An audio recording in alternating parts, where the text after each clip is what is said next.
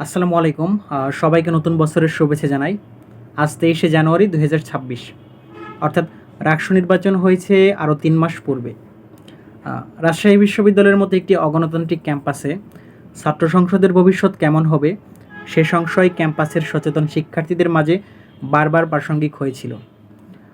যেখানে মুক্ত মত প্রকাশ ও ভিন্ন মতের প্রতি শ্রদ্ধাবোধ দুটোই বিপদবার্তা। ১-৩-৭।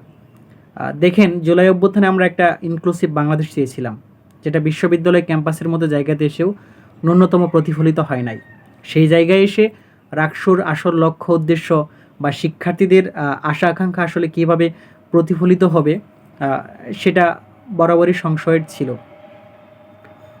আমরা আশঙ্কা করেছিলাম যে রাকসুকে কেন্দ্র করে কোনো রাজনৈতিক গোষ্ঠীর স্বার্থে প্রচুর অর্থ বিনিয়োগের একটা কেন্দ্রবিন্দুতে পরিণত হবে। এর কিন্তু ব্যতিক্রম ঘটে নাই। দেখেন, আমাদের কাছে যে অলিজুর ভিত্তিক মূলাটা ঝোলানো হয়েছিল, সেটা কিন্তু আস্তে আস্তে পরিষ্কার হয়েছে। মেঘ কেটে গেলে যেমন সূর্য দেখা যায়, আমরা অস্বীকার করছি না যে রাকসুর সূর্য দেখা যাবে, তবে জাতীয় নির্বাচনের আগে ক্ষেপ শেষ হবে না।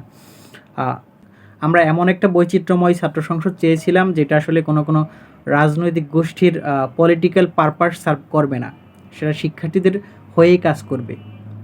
আসলে দিন যত গেছে, এটা কিন্তু শিক্ষার্থীদের কাছে আরও বেশি পরিষ্কার হয়েছে।